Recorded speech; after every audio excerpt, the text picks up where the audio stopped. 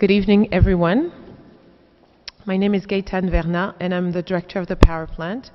And the power plant acknowledges the traditional keepers of the land on which it was built, the Mississaugas of the New Credit and the Six Nations of the Grand River, Huron, Wendat, Métis, Anishinaabes, Haudenosaunee, and any other nations who cared for the land.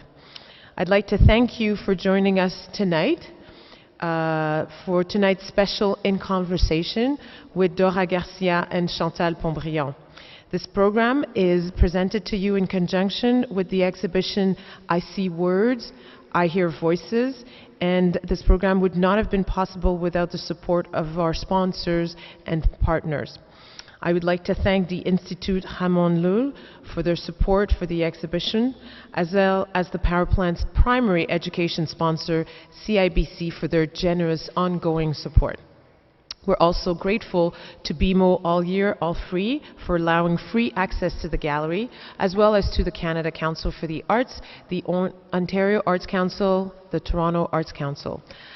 As always, we never forget to thank our partners here at Harbourfront Centre, and all lectures in this series, as well as our other programs, are free to members and their guests. So we truly encourage you to become a member and to take advantage of this as one of the many benefits of this membership.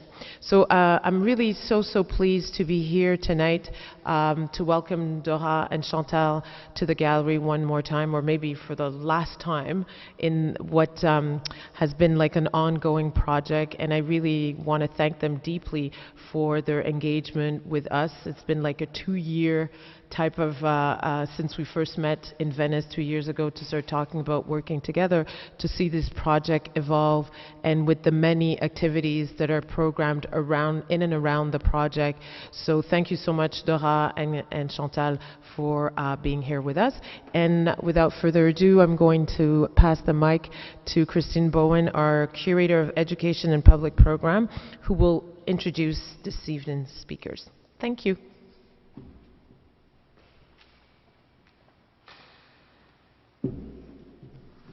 Thank you, Gaëtane. It's my pleasure to introduce tonight's speakers. Spanish artist Dora Garcia lives and works in Barcelona and Oslo. She currently teaches at the Oslo National Academy of the Arts in Norway and Geneva University of Art and Design in Switzerland. She is also co-director of Les Laboratoires d'Aubervilliers in Paris. She took part in Documenta 13 and other international events such as Munster Sculpture Projects in 2007, the Sydney Biennial in 2008, the Sao Paulo Biennial in 2010. She represented Spain at the Venice Biennale in 2011, and this year she is exhibiting in the 56th International Art Exhibition of the Venice Biennale, All the World's Futures. Garcia's work is largely performative and deals with issues related to community and individuality in contemporary society, often in exploration of the political potential of marginal positions. Since 2009, she has been carrying out a project entitled Mad Marginal, in which she investigates the very complex relationships between art, politics, psychiatry, and psychoanalysis. This exhibition at the Power Plant completes the most recent cycle of this project. Chantal Pontbriand guest curated the current exhibition I See Words, I Hear Voices at the Power Plant. She founded Parachute magazine in 1975, and from 1982 until 2003, she was president and director of the Festival International de Nouvelle Danse in Montreal. She was appointed head of exhibition research and development at Tate Modern in 2010, and more recently founded Pontbriand Works. In 2013, she received the Governor General Award for Outstanding Contribution in the Visual and Media Arts. Her recent exhibitions include Mark Lewis, Above and Below at La Balle in Paris, Perform How to Do Things Without Words at the Centro de Artes dos de Mayo in Madrid, and Dora Garcia of Crimes and Dreams at the Darling Foundry in Montreal in 2014. We are so pleased that they are both with us tonight, so please join me in welcoming Dora Garcia and Chantal Pontbriand. Thank you all for being here. very pleased to be finalizing our stay in Toronto by this talk and by exchanging with you about Dora's work, and now that you've had the chance to see the exhibition, and also maybe to some of you I think are also in it, the exile piece, the ESP piece, and yesterday the collective reading of Finnegan's Wake. So I think it would be good, Dora, if you started out by telling us more about how the Mad Marginal project came about. Mm-hmm. Since you're still in that mode of working, when did it start exactly, and how did you come to it? Well, it started, I think it started in 2008 with, well, if we really go to the origins of it, with a friend I had in Brussels who was a psychiatrist, who told me a very curious story about a group in Germany, Sozialistisches Patientenkollektiv, that was both a group of psychiatrists and his patients, and was also a terrorist group, which was, it was an exaggeration. It was not really a terrorist group, but that's what he told me. He told me the story parallel to other fantastic stories, like for instance the story of the Prince Hall collection, and how this story of the outsider art was so decisive in the construction of surrealism and in the construction of contemporary art, has been actually the artists who made this collection had been the first to be exterminated by the euthanasia program of the Nazi Germany, and they were also the ones that, well, this is a bit gross, but the brains were conserved in the hospital that had the paintings too.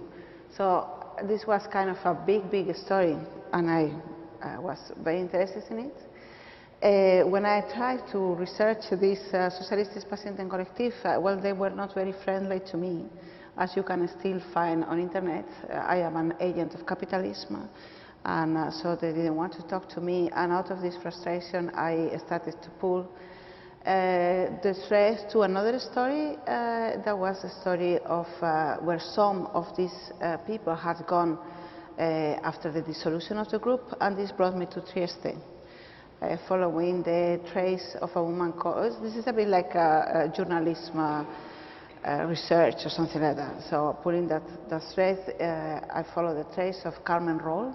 That's a fantastic name.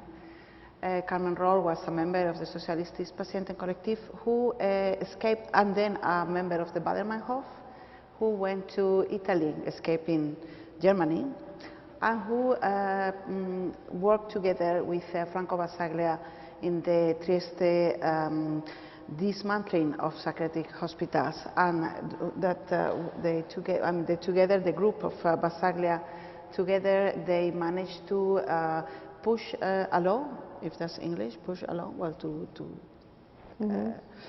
to make the parliament approve a law by which it was not possible to construct any more psychiatric hospitals, and the psychiatric hospitals had to be, the ones existing had to be open and dismantled in a way as places of confinement. And then from this Trieste project, it also came the Joyce project. So it was in a way this kind of how the human mind mixes with history and mixes with politics, in the sense of fighting clear injustice. I remember a sentence of Basaglia, which I like it very much, that they say that psychiatry is something that helps the innocent, to put the innocents in jail and to put the guilty ones, to set the guilty ones free. So this is how it started. And this research you did in Torino? Trieste. And Trieste. Oh, excuse me. This is only, it's just Yes, between Venice and yes. Slovenia. Did you start it after the Venice Biennale, where you did the big inadequate No, this project? was before. This was in 2009. I made a film from Basaglia to Brazil. Yes. Which was in 2010, and 2011 was the Venice Pavilion, which was also following this idea with it was called The Inadequate. It was a big performance project exploring the notion of inadequacy, and it was actually coming from a quote from Erving Goffman, which has nothing to do, well, that has something to do with Basaglia, because Goffman wrote a book called Asylums. I don't know if you know this book, which was very decisive for the what is called now the anti-psychiatry movement, although the people who were in the anti-psychiatry movement, none of them wanted to be called anti-psychiatric movement. But nevertheless, people still call them that. But, yeah. Can you tell us more about The Inadequate? Because I think it's quite a remarkable project. It was the first time that the Venice Biennale hosted an exhibition that was performative from the beginning to the end. Yeah. Every day you had live events happening. Yeah. And you had already been very active in imagining performative acts as a mode of working. I remember I even met you at the Lyon Biennale when I saw a performer coming up to me and haranguing me with Peter Hanke's text. Insulting the audience. Excuse me? Insulting the audience. Insulting the audience in English. And then I saw you walking around and I said, hello, I'm so pleased to meet you, because I knew your work already. So, so this type of sort of interactive performance you have been doing since a very, very long time. We always think now that Tino Segal invented it, but it's not at all the case. You've been really working in that mode for a long time now. And what you did at the Venice Biennale when you were the representative of Spain in 2011 was a very daring presentation. And I suppose very demanding for you, because I know you were there every day and you did a lot of interviews during the course of the Biennale, during all the summer, that summer.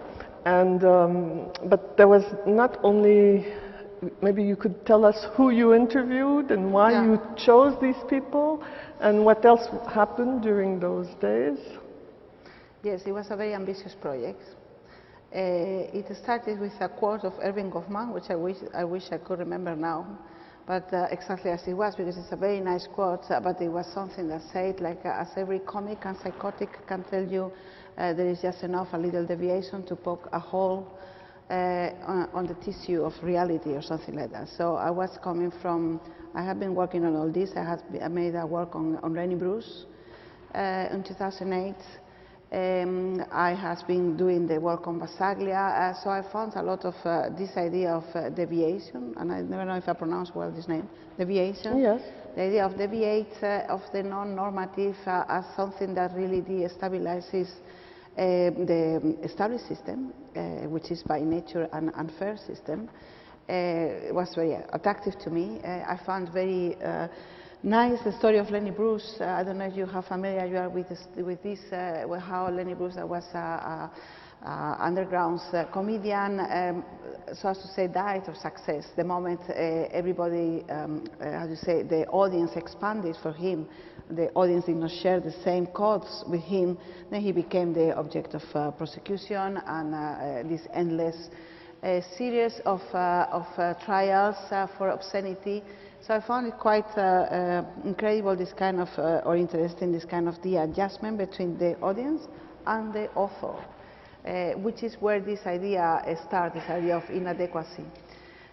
So when they offered me to do the pavilion, which is something, it is different from every country, but in Spain it is something which is quite unpleasant because it means that you have to deal more or less directly with the government. In Spain it's not the Ministry of Culture that organizes the pavilion, but it's the Ministry of Foreign Affairs, which is probably, sorry, I had to laugh because there was one of the quotes say that in Germany after the war the diplomatic body was the only place in Germany where there were more Nazis after the war than before the war.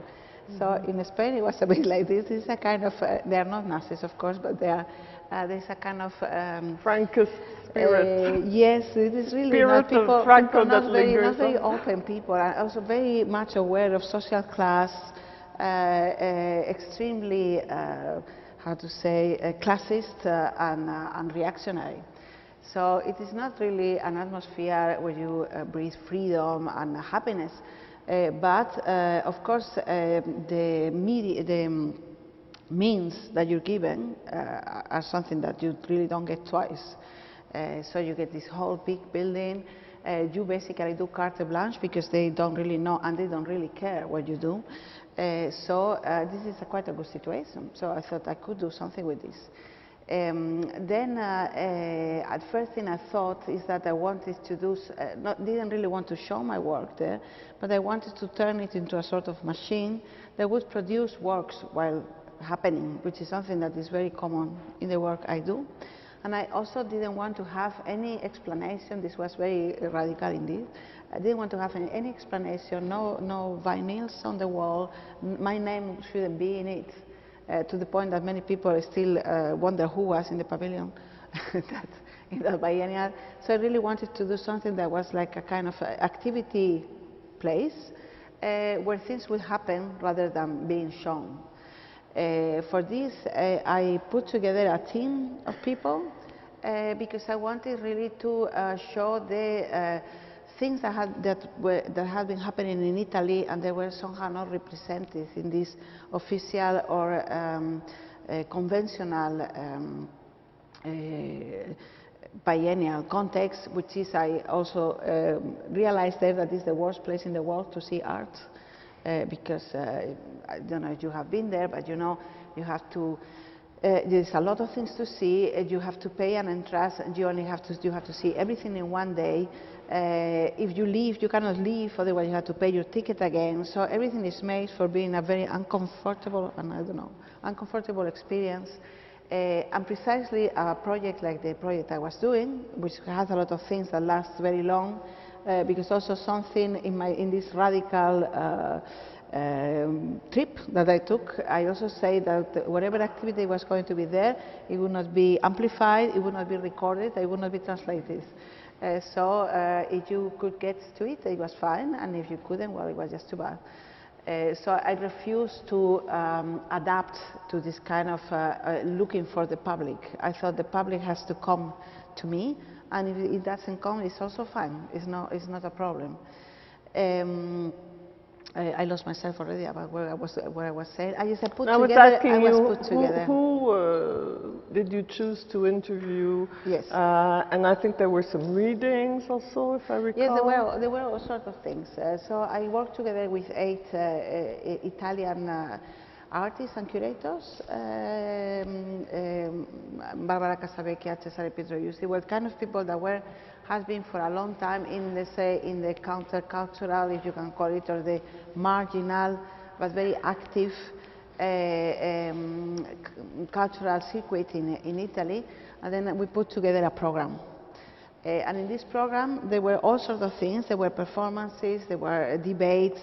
The debates were also sometimes interviews with people that have been very significant. The better known is Franco Berardi, for instance, before, or Maurizio Lazzarato, who just recently... Maybe you should tell us who these people are, because I'm not sure in Toronto we are familiar. You know, this is a bit what I wanted, as I say, to turn the pavilion into a place of activity and of research, and not a place to show things. So of course there were things. It was not empty, the pavilion. To start with, there was a big place in the middle. There was a kind of a stage with the inadequate written in it. There is a picture of Gaetan in it. And then in there is where everything happened. And around this central room, you had a lot of archive material that was used or produced during this kind of activity. So there were a lot of things, and there were also and two previous films, works also. And there were also 2 films. I remember there was like an archive of your work on the Beggars Opera that you had done in Münster. But that was because there was a performance of the Beggars. So I refer to the things around as object that has a relation to the events that were happening in the center.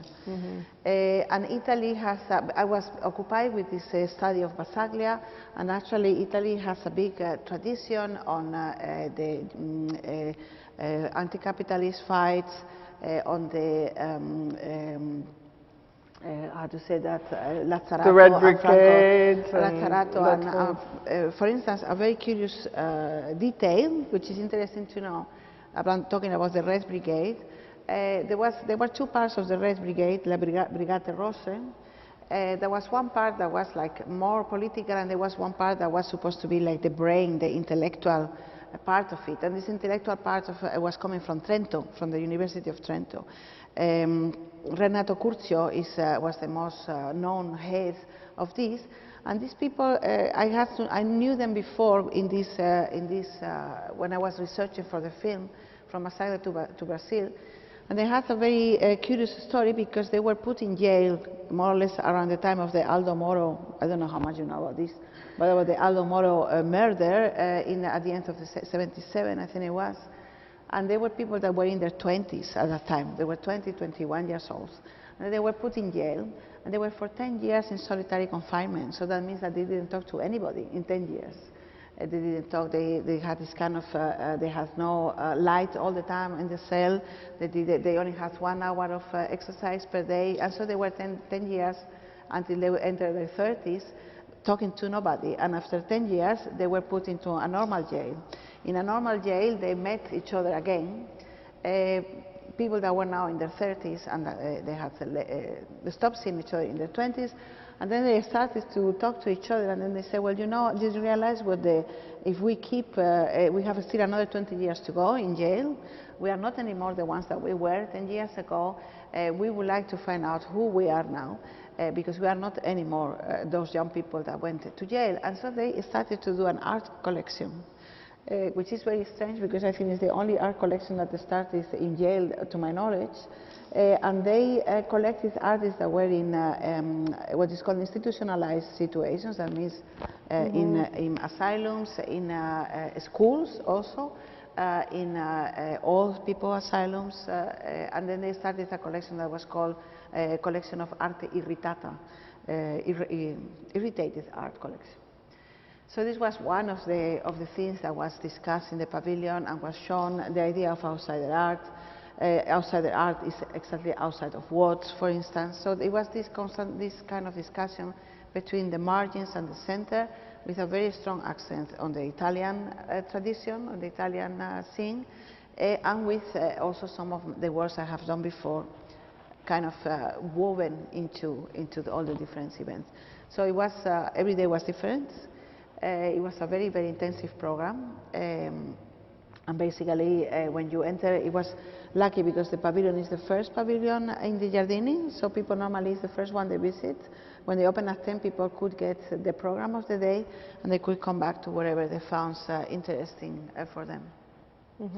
So it's in that context that you made this film from Basaglia to Brazil, which actually, this film behind us, the Joycian Society, for me it creates like a cycle of 3 films, beginning with from Basaglia to Brazil, and then in the middle you have The Inadequate, The Inadequate, and the third one now, the Joycian Society, where the connection between these 3 films is very much dealing with psychiatry and anti-psychiatry, and with Joyce you're dealing also a lot with the idea of the exile, not only an exile that one could feel in oneself for mental reasons, but also geographical exile, which also refers to your title, from Basaglia to Brazil, so there was an exile there also. So maybe you could describe shortly, briefly, the first film, from Basaglia to Brazil, which actually is largely filmed in Trento. Trieste. Decidément, all the T's are mixed up tonight. Yeah.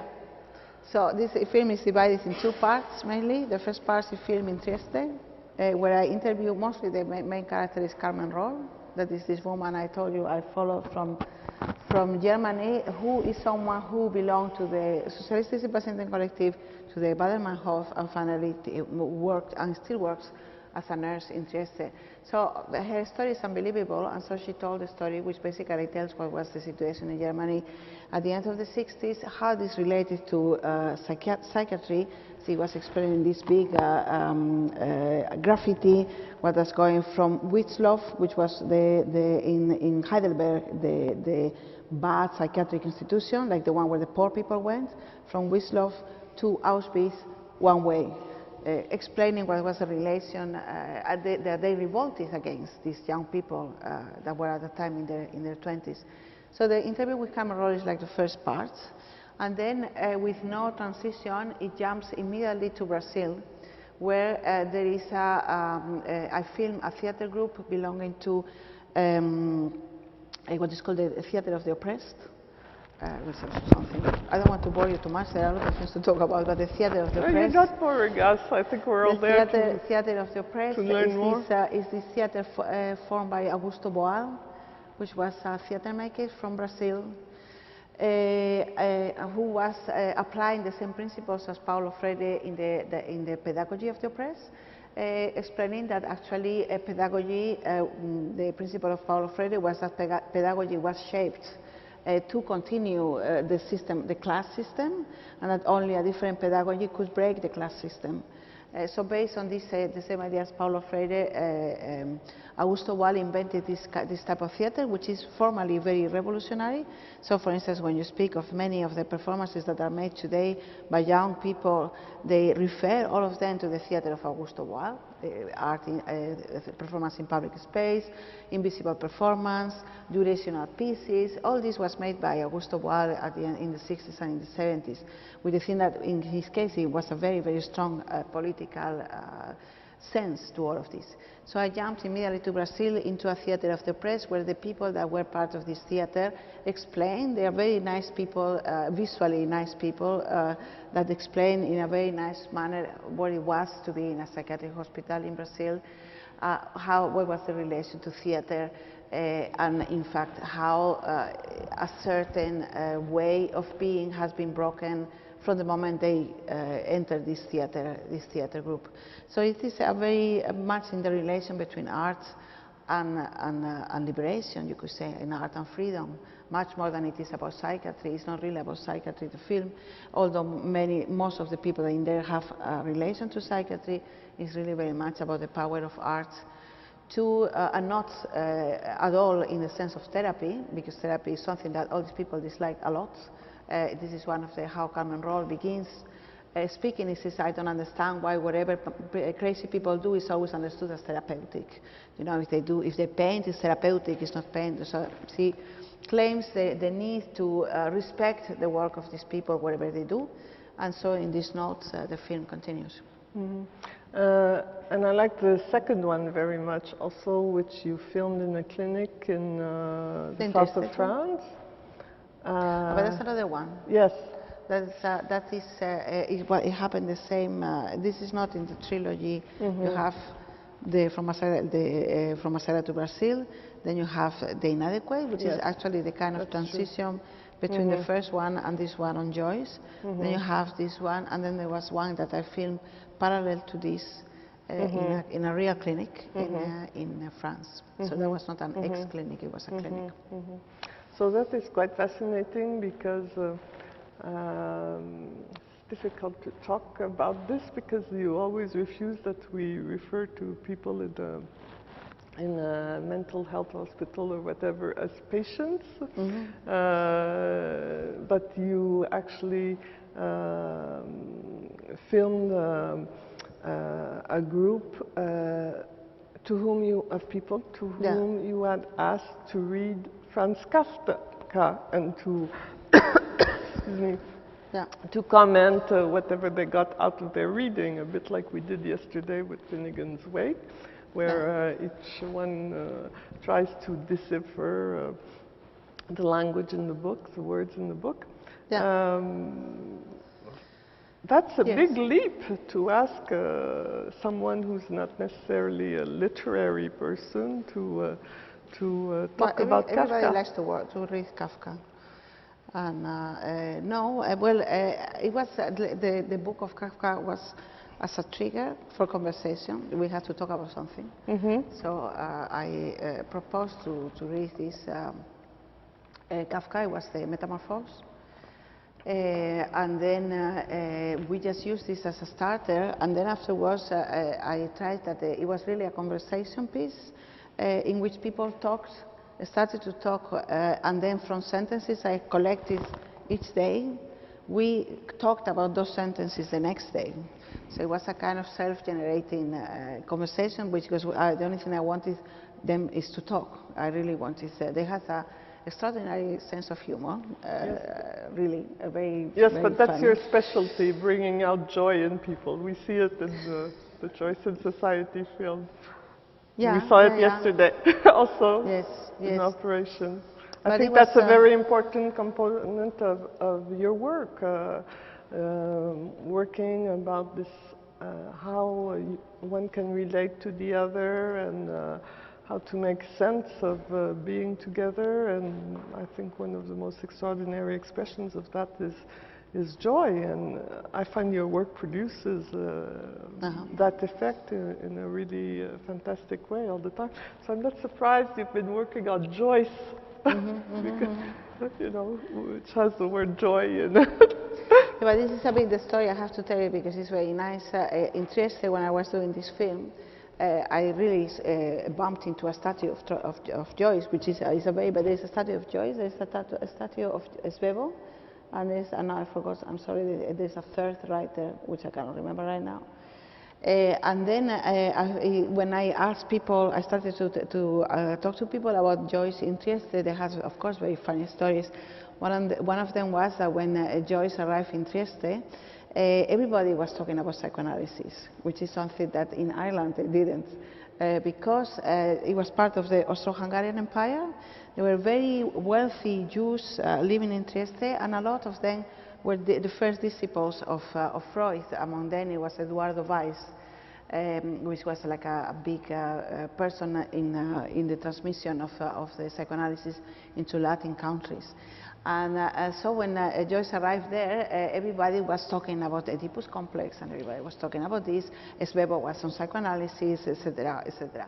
And the reaction of Joyce is that he was very upset about this because he considered that Freud had taken something away from him, because he was the one that had the tools to speak about the unconscious. He was the one who knew how to translate into words the unconscious, and actually Freud was misunderstood it completely because he was trying to make it understandable, when that was a kind of like killing the subconscious. The subconscious was ununderstandable and should stay ununderstandable. So I found it quite funny, this guy who was at that time like 22, 23, that was so profoundly upset on psychoanalysis, and who on top had to bear the constant joke that actually he had the same name as Freud, because Joyce and Freud, we told just that Freud is joy and Joyce is joy. So I found it curious, and also found that, you know, there is also these episodes in the life of Joyce when one of the benefactors, one of the mecenas of Joyce, says she will offer, it was an American, I can't remember the name right now, she would offer him a kind of a grant, money every month if he accepted to psychoanalyze, to go on psychoanalysis. And he said, I'm not going, I refuse this. I prefer to be poor and unpsychoanalyzed and to be on psychoanalysis. And he used to call Freud and Jung double D and double do, like in the characters in Alice in Wonderland.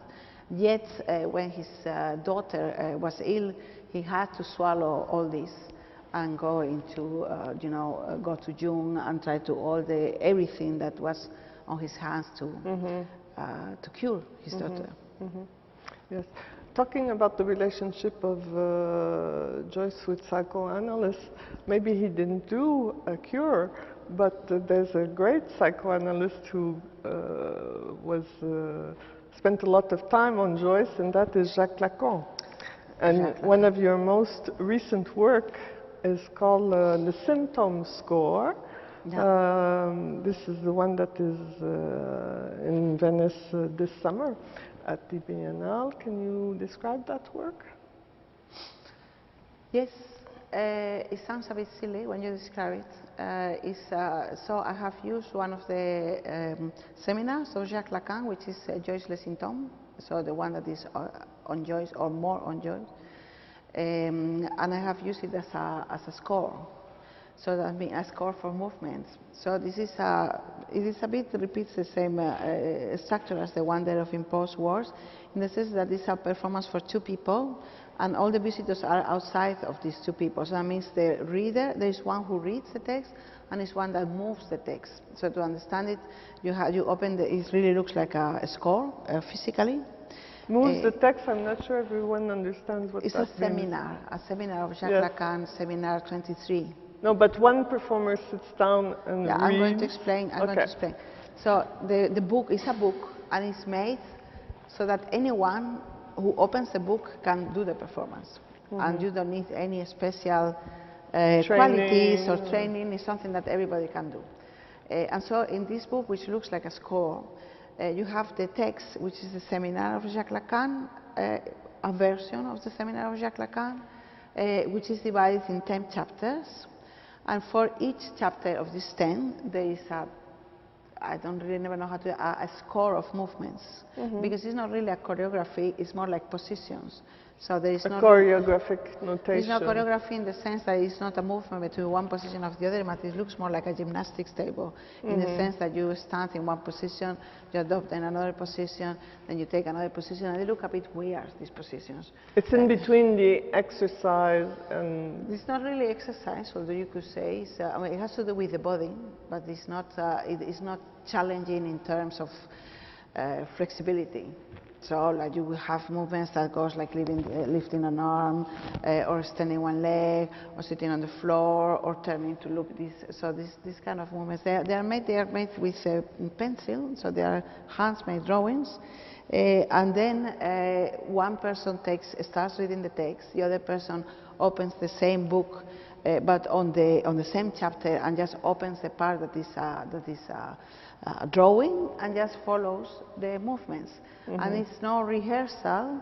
It doesn't. You don't do it. You cannot do it badly. You do it badly in the sense that you do gymnastics badly. So you can be more graceful or less graceful. You can be nicer to look at or less nice to look at, but everybody does it. And so you have two performers there all the time, one reading the text, the other I call them like the reader and the mover. Doing the movement. And what is important... But the person that comes in, the visitor, there's many chairs there, and other books flying around.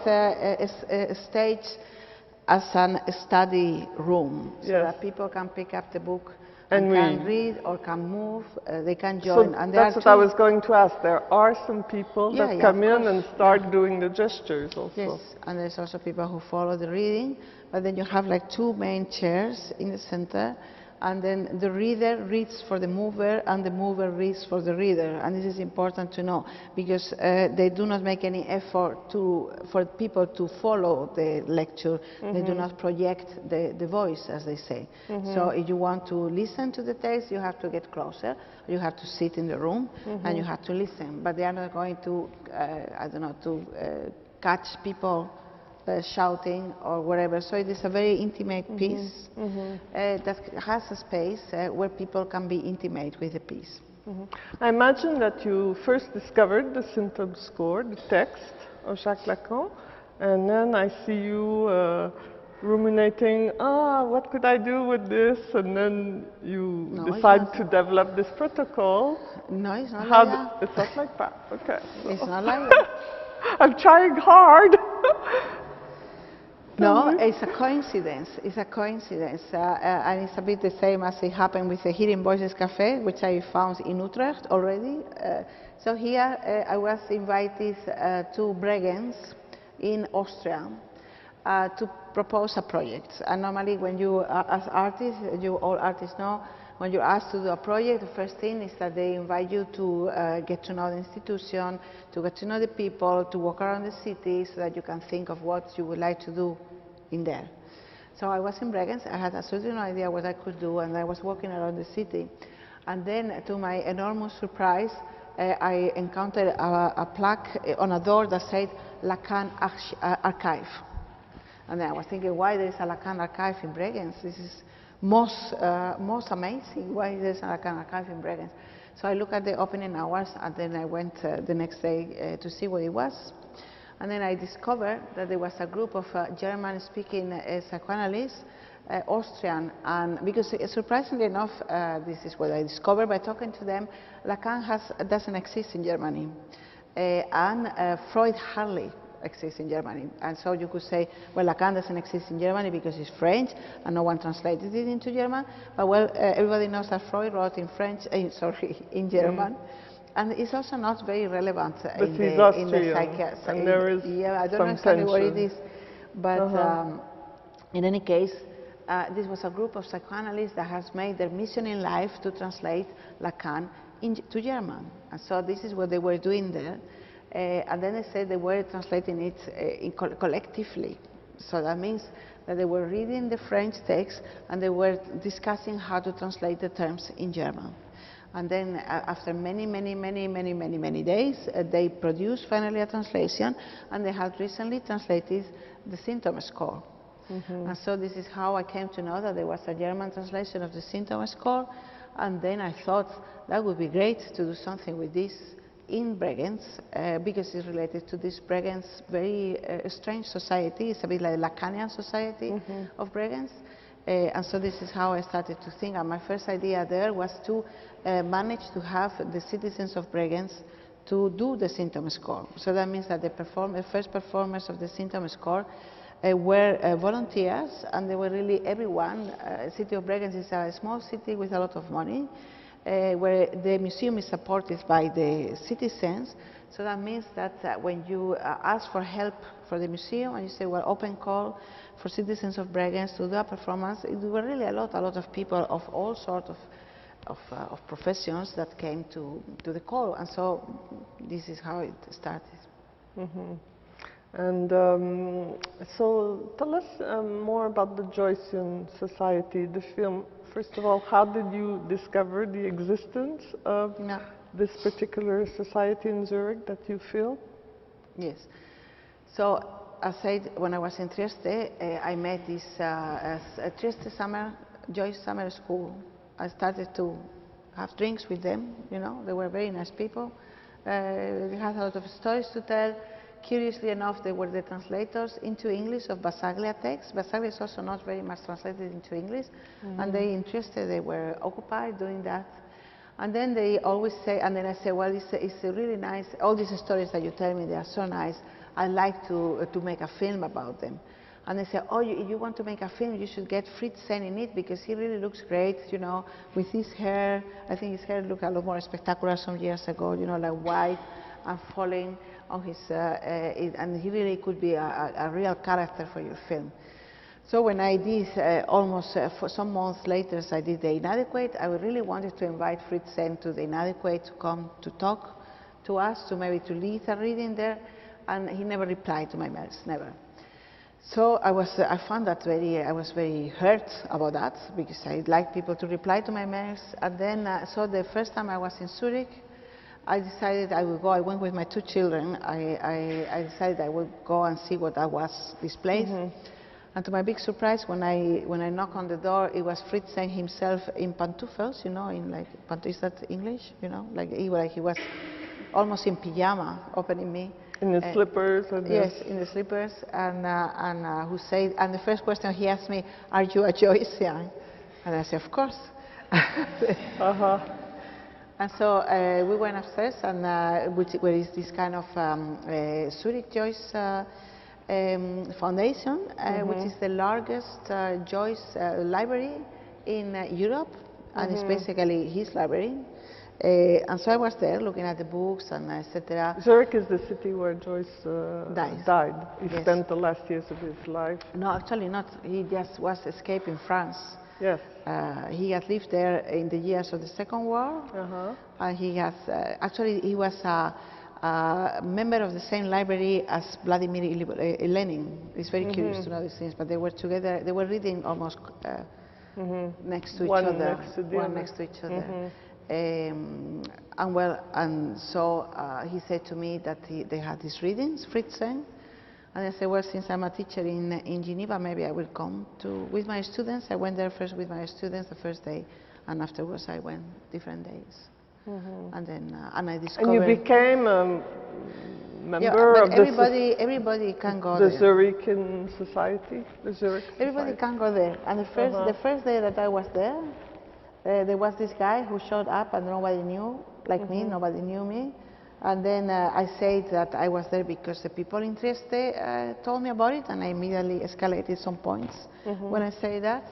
And then he said, the other guy said that he has seen in the Lonely Planet there was things to do in Zurich. And one of the things to do in Zurich, according to Lonely Planet, is to go to the Zurich to read Finnegan's Wake.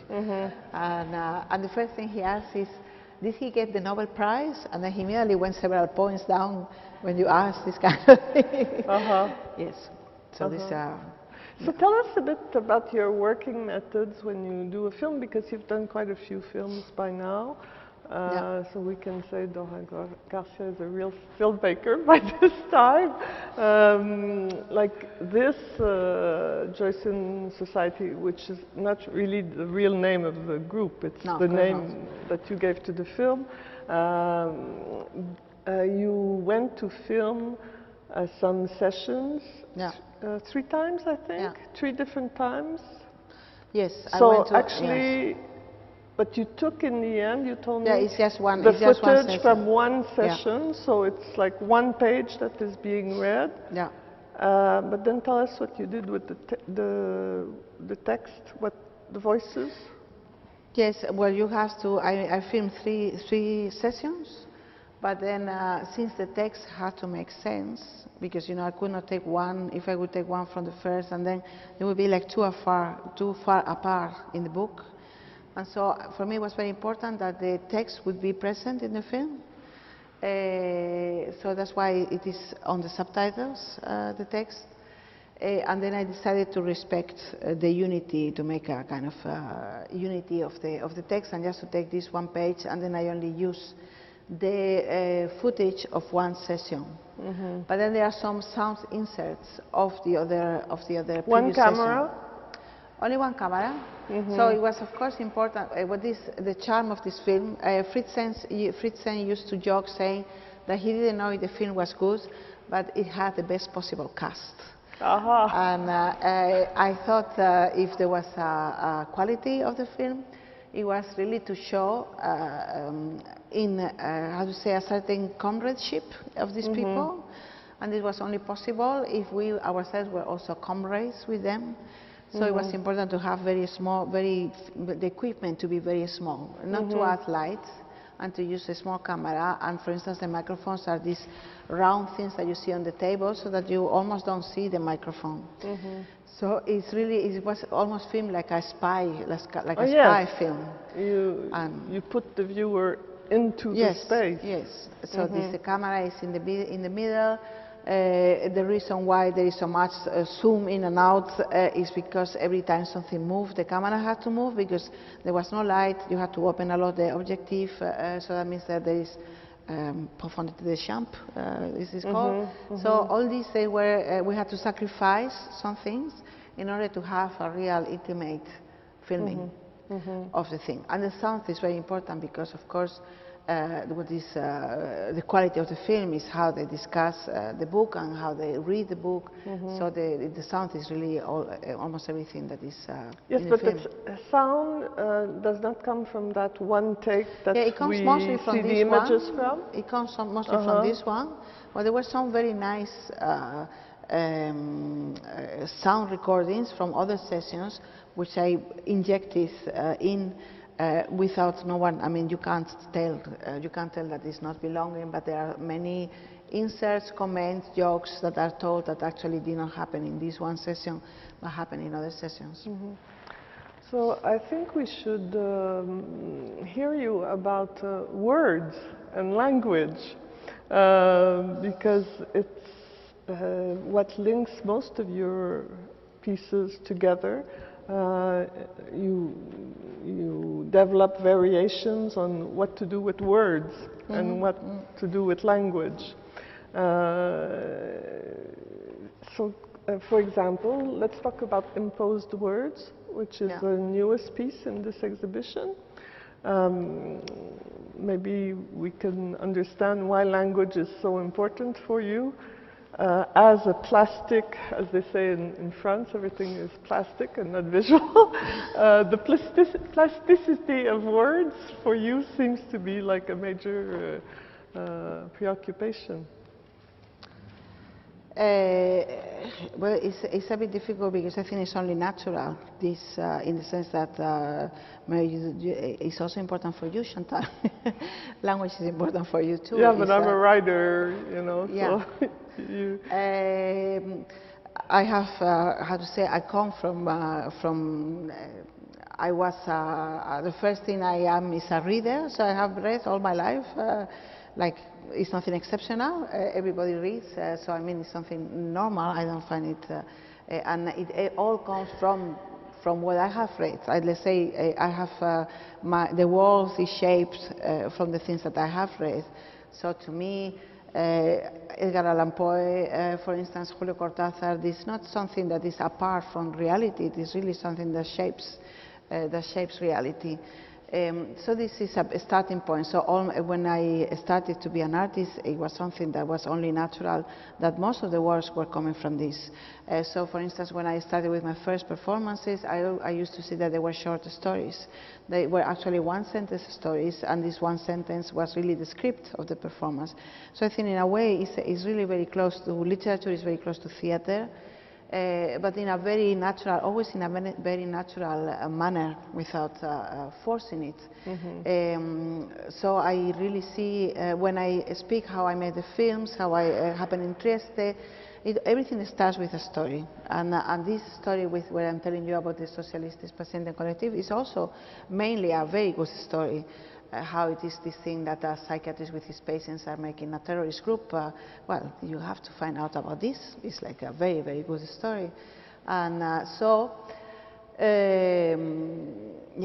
this is this is how it comes. Then as it advances in the more recent works, of course, the idea of Joyce has to do with the explosion of language. The killing of language, the idea of minor literature as something that is basically literature is always written. I think this is Proust. La bonne littérature est toujours dans une langue étrangère. It is always written in a foreign language. So this are all sentences that I read and I find, wow, this is really so beautiful and it's so true of what he says. So there are many things I have tried to read, and I had serious difficulties. I think the first encounter I had with Lacan was La Lettre Volée, and it came because I had this wonderful sentence, which I think it comes from another seminar actually, that a letter always arrives at its destination. It is impossible that a letter does not arrive at its destination. So from this I tried to read Lacan. I read the Perlon letter. I didn't understand anything really. It was so harsh. And I tried several times, and then I encountered the work of a Belgian psychoanalyst, and now I cannot remember his name, I'm very sorry to say, but I started to read, he has written books to explain Jacques Lacan. André something, I cannot remember his name now, he's dead, he died, but he was really living next to my house in Brussels. And he said it's very easy to understand Lacan. There are only two main ideas. One, the unconscious is a structure like a language, and two, this language does not belong to us. So this I found that it was exactly, so then I had these two things in mind, and then I could read the Perrin letter and I could understand it. And so this idea of that language does not belong to us, it is something beautiful because it really clarified for me, for instance, the case of Antonin Artaud. He wrote this same psychoanalyst, which I cannot remember the name right now.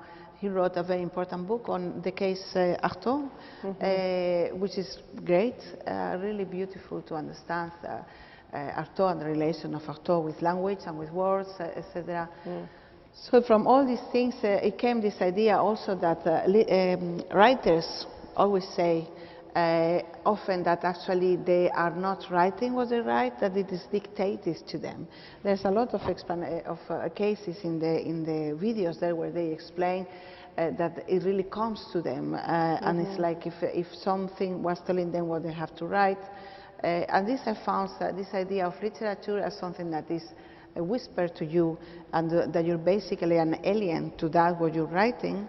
I find it quite a beautiful expression or parallel situation to what Lacan was telling. And I could go very much into this, the unconscious, how ideas come, the relation between madness and the classical theme of madness and genius. There is a lot of communicating alleys in all this, very interesting, very fascinating. How ideas are originated, why it is so common, the vancing, the delirium, that people can read your thoughts. You know, this is one of the classical lines of somebody with a psychotic breakdown, is that people can read my thoughts, someone is putting thoughts in my mind, I've been possessed by aliens, Russian agents are whispering what I have to do. So that's why you call it imposed words. Yes, I wonder why is that, why you have this parallel situation. It is very fascinating. Why people say always, people get their ideas in the shower. I don't know, you have this thing that everybody says, and then it came to me, the idea came to me, like if it really is not something that we thought, it was all of a sudden it fell on us.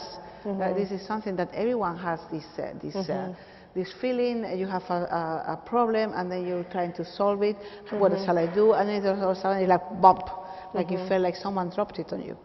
So this is quite nice, why this is happening, how does the brain function. So we're starting to understand why you came to be interested in hearing voices. But I'd like you to tell us more about the imposed word piece, where you impose upon a performer to be sitting during the whole duration of the exhibition, facing the TV monitor, where he or she looks at Spanish writers, Julio Cortázar, Georges Borges, interviews that were made for TV at the time, in their prime time, let's say. And you ask the performer to sit and look and write down notes, whatever comes to his mind, while that person is looking. So what is that supposed to produce for you? Well, first I have to say I don't have all the answers on the pieces. When I say this, it literally fell on me. I had to do this. I don't really know. It's an experiment. So I don't know. I do not know beforehand when I know a piece if it's going to work out or not. So normally it is in the process that is being made that you can shape it and see how it would work better, etc. Then I hope I'm not really imposing on the performers this. It is an agreement that we have. And what they do is actually what I've done. In the possibility that for me to keep doing this, I ask other people to do it. And so this means that for me, I have been doing this, looking at these films, making out all the associations that comes to my mind. And I thought it would be very nice to create this kind of intimate relation to the writer, which probably only I can understand, partially because of the language. So you have, of course, subtitles, but no one can transmit all the non-verbal things that are in language that only someone that belongs to a similar culture could get. And all the associations. That's why the performers had to be Spanish speaking. Be Spanish, yes. Yes. Not Spanish for Spain, but Spanish, Spanish speaking. speakers. Yes. Hispanophone, pardon. Yes. And so if you see a film again and again, I mean an interview again and again, the words of the writer who is talking about all these things we've been talking now, how does it change the different associations you make of this when this becomes almost like an eternal rigmarole, you could say, an eternal monologue. Because I'm sure you listen to this, or it happened to me, you listen to this one first time, but you listen to it a second time, and you don't make the same associations that you make the first time, because the situation is different, you're in another context, you have learned other things happen to you. So how does it change this? It's like analyzing a dream. Yes, yes, something like that. And so I like it to create this intimate relation between the writers and the performer, how this is, to which the visitor only has spin-offs from it. So they only has the spin-offs of the, you know what I mean by the spin-off? I'm not really That's sure. the right word. Only the subtitles or the notes that the performer is taking. Yes. So these are kind of almost like defecations, you could say, of the process. Something that, well, you know, like residues yes. of what is going on. So for the viewer, only the residue is being seen. And in a way, it is the same as on the other tables. Yes. You only see the residues of the ESP. You only see the residues of the exile. You only see the residues of the Finnegan's Wake reading. So everything is based on this principle that as a viewer, there is always something that is hidden from you. That there is always something that escapes you. Well, I'd like very much to hear your comments. And maybe your questions also to Dora. But first, I think there's one more question for me. We were talking about language and words are made up of signs. And obviously, just that abstract sign that each letter is of interest for you, as we can see on the blackboard. And as we can see also in the Mad Marginal drawings, which comes from actually more than 300 smaller Mad Marginal drawings that you've been doing as an ongoing process now ever since we did the exhibition in Montreal a year and a half ago. So that process of notation and deciphering abstract signs, can you tell us a little bit about the ones that we see here on the blackboard? Well, the ones on the blackboard are not mine, they are from Joyce. So these are the Finnegan's Wake siglas, and these are signs that he made to help himself understand the structure of the book. So they are not mine, but in a way they repeat the same as I'm trying to do. So in the midst of a kind of a maze of things going on, like is the Finnegan's Wake, which is probably the most complex thing ever, then he had to find a way, and then he found a way by using the siglas that refer to the principles that go through the book. So this is what is on the blackboard. And so what is on the top here, these are my own drawings that come from a variety of sources. I have put here all the signs that have a relation to the four works that are here. It is really impossible to explain it, and I will not attempt to explain it. It is also a drawing, so you can also look at it as a drawing. And there are text and it is that, but there are diagrams of all the things that we've been talking about here and different things that are happening in the four works. But it is a bit like when you have a kind of excess of information, it is a need you have it all, I guess. It is a need to make drawings and to try to clarify for yourself exactly what you're thinking. So this is a bit the origin of these drawings. They all comes. You have return and fall, which are the big subjects of the Finnegan's Wake. You have this idea of the dream. You have the idea of the ear. But they all have wonderful stories behind that it would take too long now to explain. But they are all very nice. The idea of the ear as a Moebius strip, the idea of the writing on the front as something magical that gives you the gift of language and also life, all this kind of thing.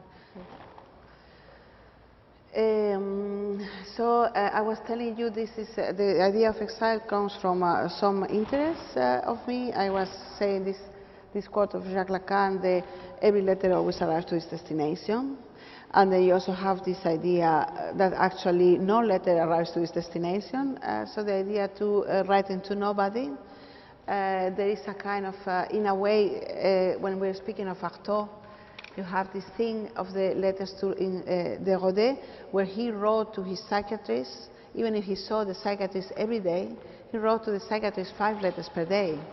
So I was wondering what is this need this compulsive need to write, and how does it work, this idea of writing in this kind of eternal postponement that is to post a letter.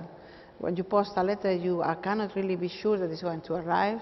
You cannot be really sure it's the person who's going to open, it's the person you meant it to be. There is a very nice story of Ernesto Sabato where he sends a letter, very angry letter to his girlfriend, and then he decides to stop that letter, and all the story is about him trying to stop that letter to get to the girlfriend, and he can't because it has already gone into this devilish post system, and nothing will stop that letter from getting to the destination. He tries to convince the postman, please don't give that letter. His mother says, no, it's not your letter anymore. The letter belongs not to your girlfriend.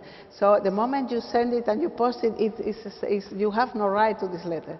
So I like it very much. It's a story of how the moment you send something by post, you release all rights to this, and it all belongs to the person who receives the letter.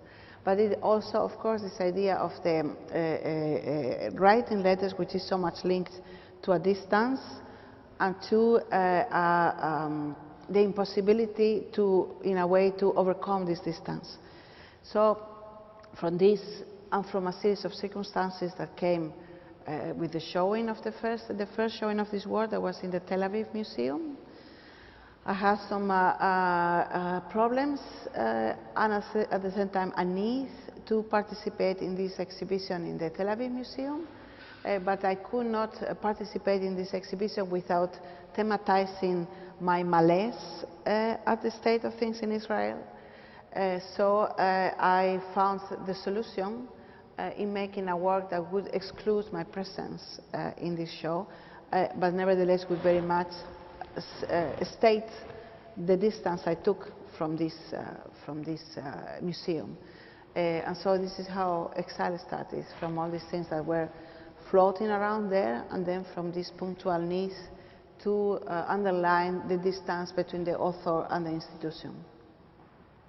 And then it was not me alone. In the beginning I invited some people, and this group, this exile society has been growing and growing, and now in Toronto has really experienced an exponential increase, yeah, for which I'm very thankful. Yes, over here. Thank you, Dora. Thank you, Chantal. Just, I just wanted to say I am a psychoanalyst, so I feel obliged to say something. You spoke so much about the profession that I profess every day, and I make all my years out of practicing it. And also, I seem to practice in a manner where my heart is close to the ideas of Jacques Lacan. So, what I wanted to say is I think you have discovered, you have invented a laboratory or a procedure. Oh, now there's a voice. You invented a procedure that, like my office, for example, which is restricted to the clinical constraints of how psychoanalysis is practiced, you have almost liberated the ghost of psychoanalysis, as it were, and you have shown us that it travels very well when you transfer it or translate it into the milieu of the art world. But you also, I feel you also had to attack the constrictions, the constraints of the art world itself, no?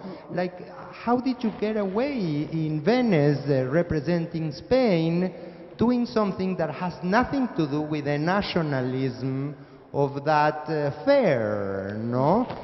So something happens in your manner of working that you can traverse move through the walls of these structures, and in a way that's how Lacan described le symptôme. Le symptôme, he describes it as, it's not a symptom, but it's what emerges at the end of the analysis.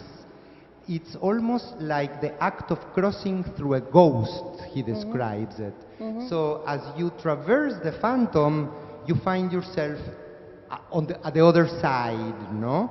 And I think in a way you enact le symptôme, you know, by traversing those structures.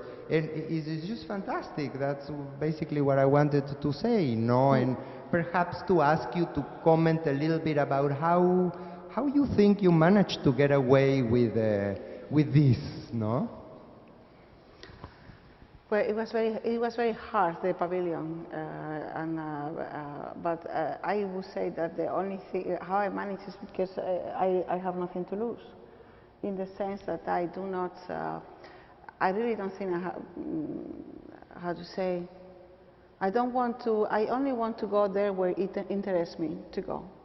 So I understand my work as a tool to bring me there, and not a tool for anything else. I sometimes sell things by accident almost, but my money doesn't come from selling, it comes from teaching. Of course, invited to exhibitions that are made by very prestigious curators, but that's also not what drives me. So these are kind of things that happen, and if they did not happen, I would continue doing whatever I do, because I try to use it to understand a certain thing. So, for instance, you have to explain me in which seminar is this story of the ghost. With Jacques Lacan, I can't say I understand it, but I don't think this matters really. There are some sentences in him which are absolutely amazing. One of them which he did not really say, but I deduced, was this idea that actually there is a hole in the real. I like very much this idea that language eats, not eats, but devours the real. So this is absolutely beautiful, this story. And then it also has a relation with the ESP, extrasensory perception piece, because there is always something phantasmagoric, I don't know if that's English, related to specters and phantoms in literature. You have there Juan Rulfo, who says, I work with dead people, to explain why he didn't have to give any logic to his characters, because for him they were just ghosts, dead people. He could put them in and out, they could say whatever he wanted. So there is something very close to the ghost, to the spectre in literary creativity. And so Lacan has this very nice thing that in that part of the real that the language does not manage to devour, that's where the spectre is born. So this thing that can't be symbolized is there where the phantom, the apparition, the voice of the hidden voices comes in. So I think it's a beautiful way to explain this, and I have never seen a better explanation, because this is really how I see it. Indeed, the idea of the unheimlich, which is such a beautiful idea, is really related to this as well. And we all artists relate to the unheimlich. All artists have felt this. You have people who do it better and others who do it worse, but it is something very, very present every day. And so this is a kind of thrill that this is what I want to get to. Yeah. Yeah. Do we have another question or comment, maybe? Yes, Ulis.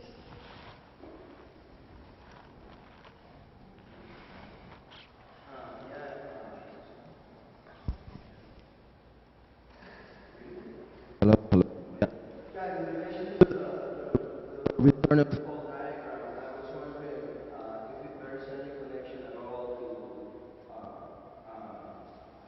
the Gnostic eschatology, and if there is any connection whatsoever with that. With what? The notion of what? To, the Gnostics, Ah, yes. early Christian church that had a belief in relativism, heaven and hell, Yeah. So I was wondering if there's any connection or some undertones of that, and what would be the relationship between that and your interesting experience for a normal phenomenon. Yes, there is a relation, like all cosmogonies, all cosmogonies have a relation to that, although this is not coming from this. I am completely ignorant on Gnosticism. I know a bit from, because Joyce was very fond of reading on Gnosticism. Madame Blavatsky is appearing a lot in Finnegan's Wake, and he always has this kind of tongue-in-cheek relation to this, because he did not really, of course, did not really believe in this, but he found it quite interesting. And this is something that Kafka, for instance, tells also a very nice story on his meeting with Steiner. George Steiner, no, not George Steiner, the other guy, I can't remember anything now, but one spiritualist, from Steiner school. What is that? Rudolf Steiner, exactly. Rudolf Steiner. So you have regularly these encounters of writers with this kind of spiritual gurus. But of course, they are all very old forms and shapes. Some of them, like the dream, is coming from Joyce, but I'm sure this is also coming from more ancient science, etc.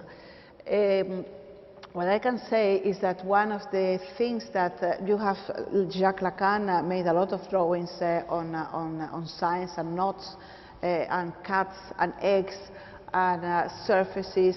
So this is there is a kind of fluidity between these esoteric systems, literature systems, psychoanalysis systems. But I have to say that the real trigger to start doing this drawing is coming from Philip K. Dick.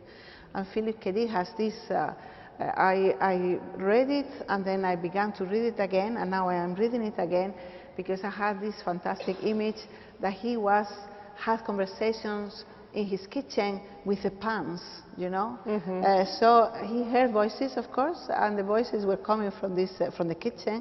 I had these conversations with them, and then when I was reading The Man in the High Castle, which is a wonderful story, and then my son was reading it as well, and he said, well, this is really great, and they say, keep always in mind that this was written by a man that was talking to his poel, to his pan.